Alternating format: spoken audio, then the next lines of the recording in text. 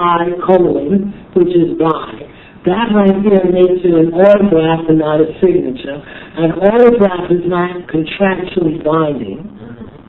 And then we put a comma after our name, and we'll either put agent or authorized rep. Because in the UCC, I forget which code in the... no, not 207. I'll say when you sign as a representative in a representative capacity, there is no liability.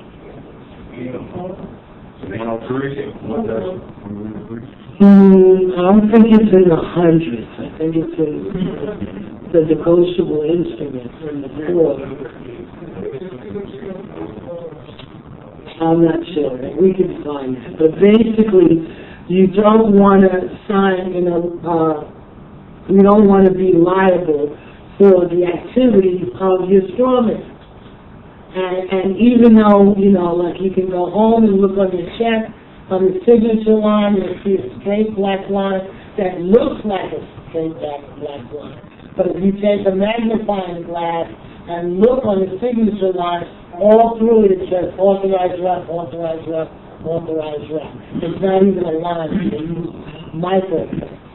So basically, they understand what they're doing to you, but you don't.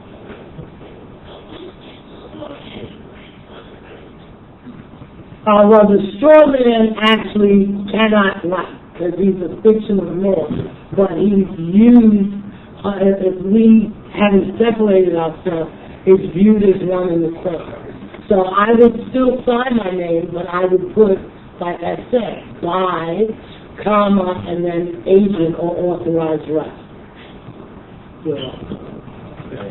I got kind of a two-part question. The first is, with your children, how are they really function under you? Do you take care of all that, and then they'll have to reapply 18? And then the second part is it conceivable that, with all this being said, the country, or really even function as a country, can function if everyone did this? How can everything go the way it is if everyone did this? Well, that's a very good question. Number one, everybody wouldn't do it because it requires too much work and study. It is way easier to be a strong man and a slave than to be functioning as a creditor. Because as a creditor, you have to take commercial responsibility for all your actions. Even with the collapse of everything, we the people were irresponsible in the 90s when they were giving us all this credit. We just took it. And then didn't realize that the balloon debt finance charge, we'd never be able to pay it. So, it's about being responsible. It's about taking the time to understand commerce and to function within commerce and to understand that in a bankruptcy, everything is reversed. To understand that you are the creditor in this bankruptcy. All of these people, the Bush and all these people, they have no power if it wasn't for the people. So we went from either the people are controlling government or government is controlling the people. And because of our default, again, the government is controlling us.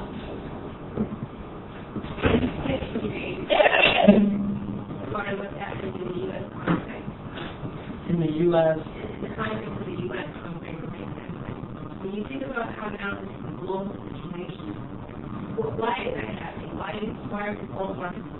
Good point.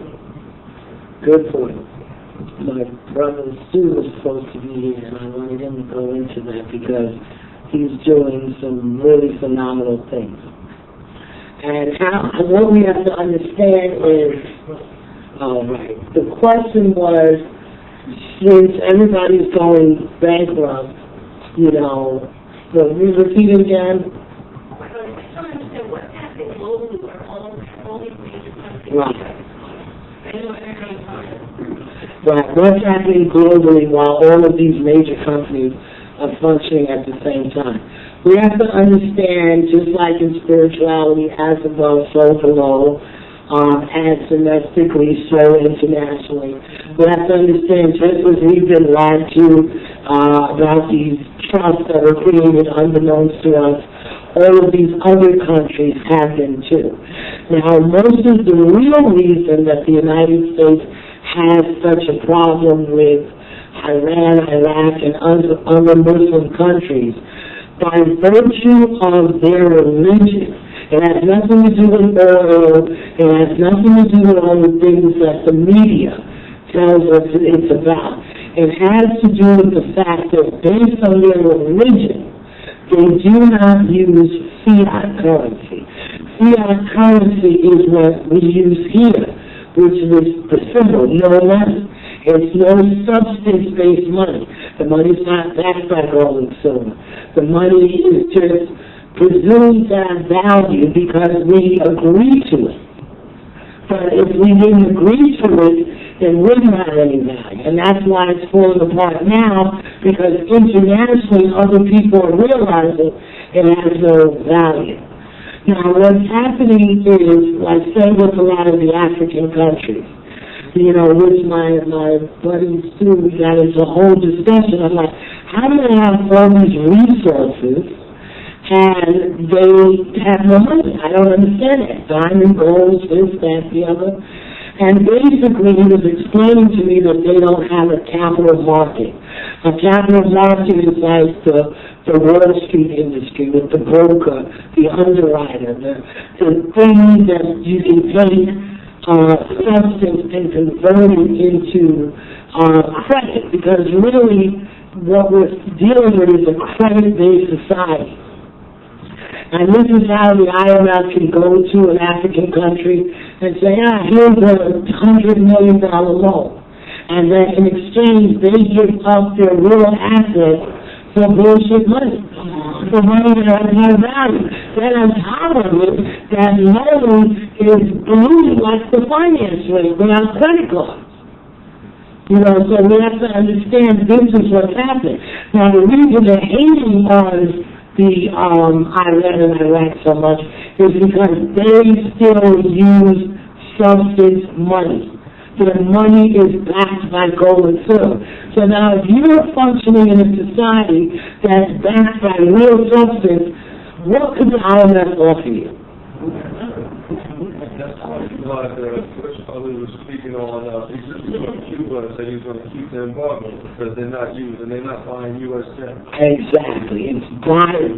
Did you repeat it, brother? The other day, Bush out of nowhere bought Cuba and said they were going to keep the embargo on Cuba because Cuba and other countries like Iran, Iraq, so forth are not using U.S. dollars. They're not buying into the U.S. debt. Exactly, because we have to understand what's been happening. It's just like they did with your mortgage. You went in, they gave you a promissory note, you signed it. They took that promissory note, put it into a demand deposit account. That promissory note that you signed shows up on the bank's books as credit. This credit is what the bank is going to turn around and lend you and charge you interest over 30 years. But you created the credit. And this is what we have to understand. We create all of this.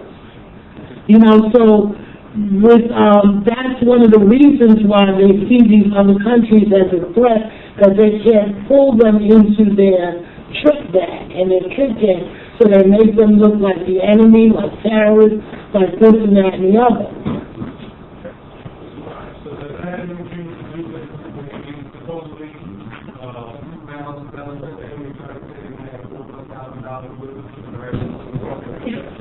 Right, exactly.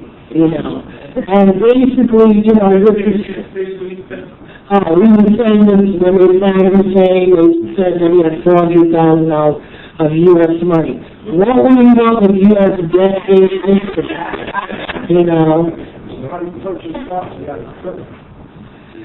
you purchase property as a creditor? You don't purchase? Well, basically you will be using, and that's what the operative word is, once you have your legal standing properly executed, you are able to now use bonds and promissory notes and negotiable instruments. You know, this is the only difference why, the only people who have a license to take out energy